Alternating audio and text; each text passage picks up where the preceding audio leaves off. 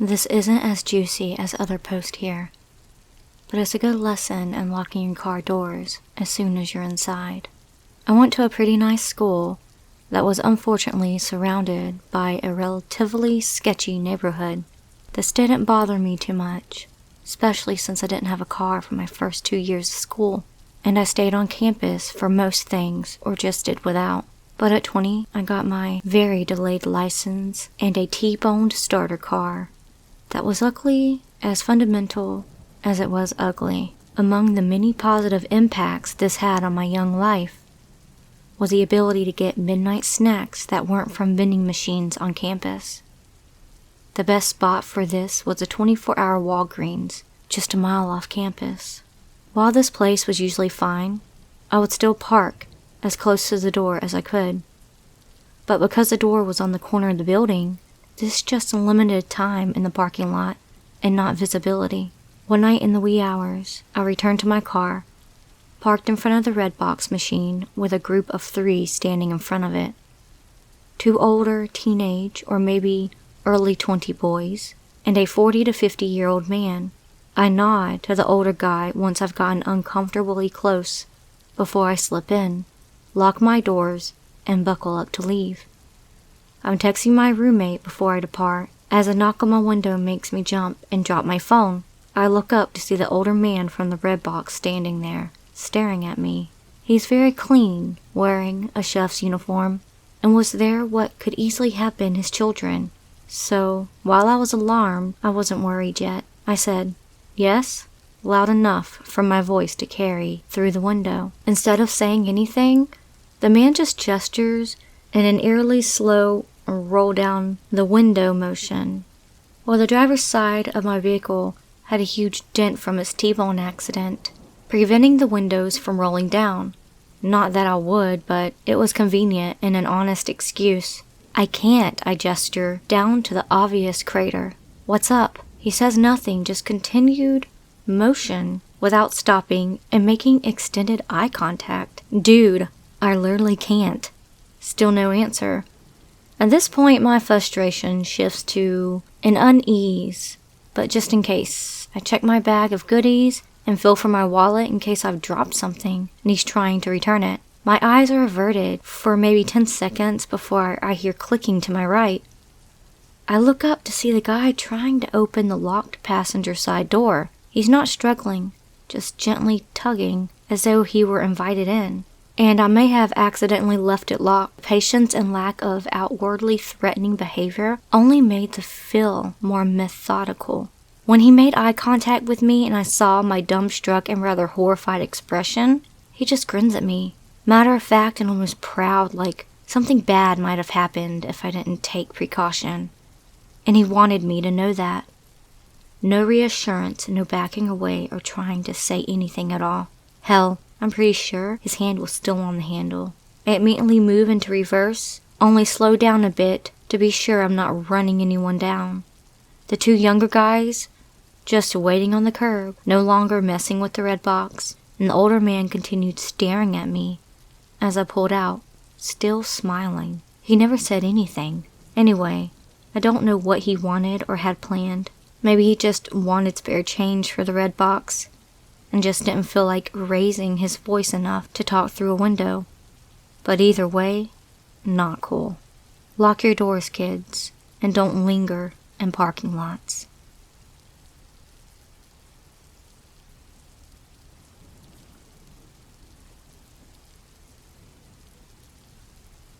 Every summer, with a few friends, we take a trip to the seaside of France for about a week. Last year, we decided to go to the southwestern coast to go surfing, but we ended up in a small village, an hour from where we were supposed to go because of a reservation mess-up. The week was going okay until the last 3 days of the trip, but the story I'm going to tell is the last night. So, the past 2 days, we had been in trouble with the police and a few other tourists because of some misunderstanding over a pack of cigarettes. We had spent the last 2 nights stressing and trying to cool things off. Therefore, we thought the last night we spent, there couldn't be as bad as those 2. And it couldn't possibly be, as we were leaving the next day, very early in the morning. so we had planned to go to the restaurant for dinner and some friends we had met there to celebrate the trip. The dinner was going great. We were all having fun, and as time passed by, it started getting dark. Towards the end of the meal, my best friend Dennis, who was driving us home the next day, thought it was best for him to leave early and not drink too much, so he could sleep as soon as possible and be in the best shape for the long drive that was coming. He left about 15 minutes before the rest of the group, while we stayed and drank a bit more. We paid the check, and as soon as I got up from my chair, I received a message from Dennis. "Call me. There's a guy following me." Here's what happened. Dennis had to pass through a caravan parking lot and a golf to get back to the residence in which we had rented a house. While he was in a parking lot, he noticed someone behind him that was about his size, with a hood and a cap on. At first, he didn't think anything of him, as the village was actually quite touristic and there were a lot of people usually passing the parking lot. But when Dennis stopped to pee on a tree, he had a glimpse of the guy behind him stopping and hiding behind another tree a few feet back. As soon as he got walking again, the guy stepped out from behind the tree and started following him again up to the golf. As Dennis got there, he was a bit creeped out, especially since at night the golf is completely dark, only lit by the moonlight, and empty of people. He stopped again for a second to light a cigarette and checked if the guy was still behind him. Once the guy stepped out of the path and hid behind a tree until Dennis started walking again. That's when he understood he was in danger. The guy wasn't physically imposing, and so Dennis thought it was weird he was so confident in following him. Maybe because he was holding on to a knife or gun. Nevertheless, Dennis kept walking and acting if he hadn't noticed anything, although the guy was following him again and sent me a message. "Call me. There's a guy following me." As soon as I picked up, he talked loudly to try and scare the guy off by saying, "Hey, you're at the golf with the other 8? No problem, I'll be there in a minute." Even though we were 5 and absolutely not at the golf, which was terrifying for me, but it was clever because it made me understand he wasn't joking and where he was, as I swore to him everything was going to be okay and that I would be there in 5 minutes, and told him to be careful and safely try to go home. As soon as I hung up, I started running towards the golf and explained very briefly to my friend that Dennis was in trouble and we had to get to the golf as soon as possible. Meanwhile, when I hung up, Dennis put the phone back in his pocket and kept walking. He took a glance back and saw the guy was still a few meters behind him. He took a last puff of the cigarette he had lit 2 minutes before, then threw it and started running towards the residence. As he was running, he took a look back and saw the guy started running too. It lasted for about 5 minutes before we got in front of our house, which was empty. When he got there, he stopped for a second, looked back one last time. The guy was about 10 meters behind him, in the middle of the alley, immobile, and then went to hide behind one of the cars that were on the side of it. As soon as Dennis saw that, panic, he barged into the house, locked the door with difficulty, grabbed the biggest knife he could in the house, and waited on the porch facing the entrance to the house, which was a glass canopy. When me and my friends got there, he was scared but unhurt. He explained everything to us, and then we went looking for a guy in a group of 4 people. The neighbors hadn't seen anyone other than us. And even though we got to the resident at first in separate groups at different times, and through the 2 different entrances, we didn't see anyone coming out of them. He had completely disappeared. Nothing was stolen, even though we had left clothes to dry outside the house, and nobody was hurt. So we didn't call the police, but warned the neighbors and me, and 2 others stayed up all night outside to look for the guy, as he had seen where we lived and we were afraid he would return during the night. Dennis had been lucky. We never knew what were the intentions of this guy, or if he was hiding something that gave him the advantage over my friend.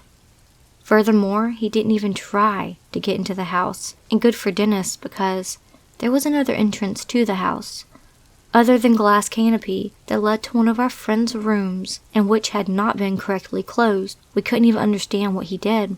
If he wanted to steal from Dennis or murder him, he could have done it in 2 separate times.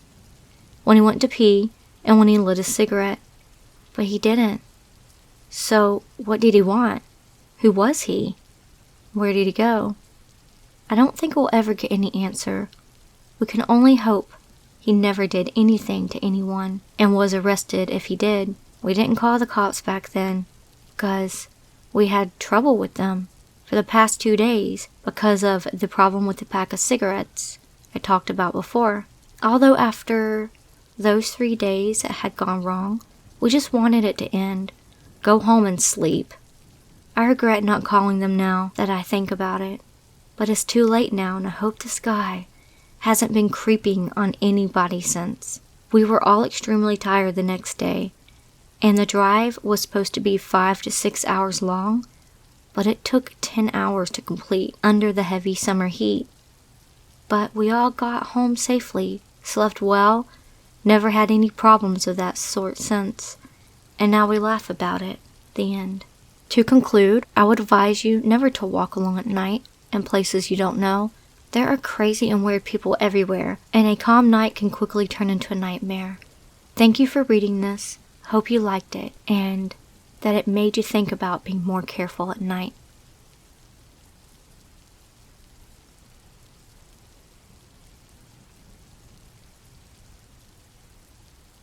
I went to a gas station last night to get gas, and I get out and some dude inside of the store comes bolting out the door. I look over my shoulder and see it's the same guy from the night before at another gas station that I was at, and the guy was pacing around the front of the store asking others for rides. I hesitated going in and was worried and then the guy tries to flag me down, and I keep going, and he actually starts chasing my car all the way to the exit of the gas station. That was so creepy.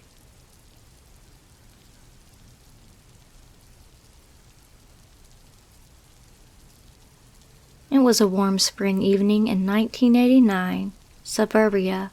I just celebrated my 9th birthday the previous day. The evening consisted of me trying on my new clothes from Units. Please tell me you remember that store. And dancing around my bedroom to Milli Vanilli, my first CD ever. I felt so adult.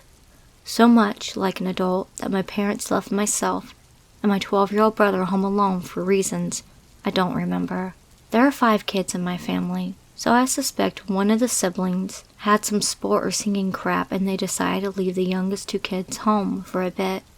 Or it was 1989 and parents didn't give a shit. Either way, I knew the rules. I knew to keep the front door locked, don't run with scissors and matches, are for outdoor fires only, etc. Plus, my friend Stephanie that lived a few houses away planned on coming over. All is well, right? Around 9:30 p.m., I heard the knock at the door. I excitedly ran down the stairs and swung the front door open without looking through the glass, since I thought I knew who it was. Instead of Stephanie being at my door, I found myself face to face with a tall 40 to 50-year-old man dressed in a dark gray mechanic's onesie suit and short curly black wig, Groucho Marx glasses, you know, with the plastic nose piece, bushy eyebrows, and a mustache connected to the glasses. He had a few books in his hand. No car, no idea who this dude is, but part of me thought it was a joke. So I smiled. He asked me if my dad was home. I said no. The man said he was deaf, and I quickly moved closer, bringing himself nearly in my house and inches from my face. I instantly started to panic. I love watching current affair and unsolved mysteries with my mom, and knew bad shit happens in this world. I needed to keep him from coming in. I needed to build a distance so he couldn't grab me, and I needed to find my brother that's supposed to be watching me. My mind was spinning, but my body was frozen. The man asked if my mom was home. I said yes, I think so, and told him I could go get her. I partially closed the door while I looked for my mom. I ran downstairs into the basement to find my 12-year-old brother and that I knew could take care of any situation. Problem was, my brother fell asleep on the floor watching TV, and he's a real bitch to wake up. I pushed politeness aside and lifted up his shoulders and started shaking the fuck out of him like a rag doll. It felt like minutes as I tried to wake my brother up, which eventually he does. I tell him the situation and that he has to come upstairs with me. Up we go, and sure enough, the dude is still standing on the porch.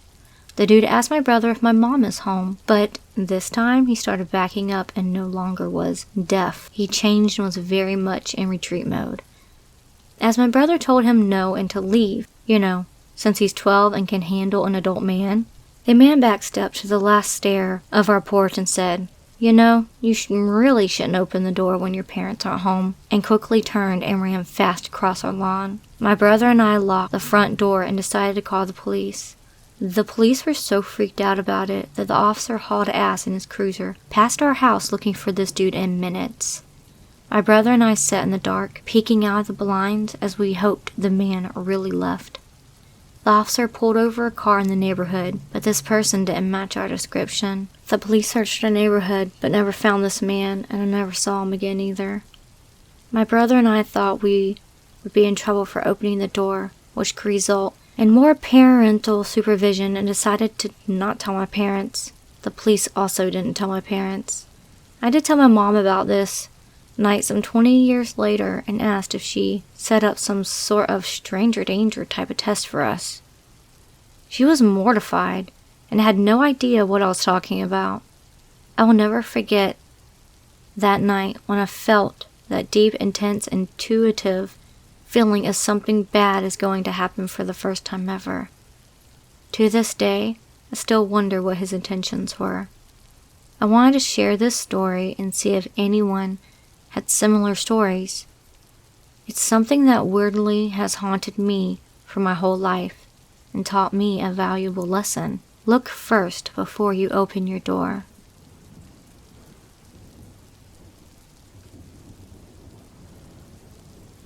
I am sorry for my bad English. English isn't my native language. So when I was 11, about 5 years ago, I was playing outside with my friends. We were having fun and everything was going well. Unfortunately, my friends had to go home to eat because it was lunchtime, and they left while I was still outside. I didn't go home to eat that day because I was home alone at the time and wasn't hungry. But anyways, back to the story. So after my friends left, I still played outside on the playground and having fun alone. And here is when it gets creepy. A random man approached me from behind the corner with a cute dog and asked me if I like dogs. I answered yes, and he smiled. After 2 to 3 seconds of silence, he said that he has a lot of cute dogs like the one he is walking in his van, and if I wanted him to show me where they were. I was a stupid kid back then, and I accepted. Then he grabbed my hand and tried to lure me inside his van. I refused, and he squeezed my hand so hard I started to scream. No one was at the playground at that moment, and no one could help me. Then I kicked him in his balls, and he started screaming in agony. That is when I ran away. I was running and running without stopping till I reached my house. When I reached my house, I ran inside and locked all the doors, including the one in my bedroom, and sat there until my parents came home. That experience was terrifying, and I still remember it till this day.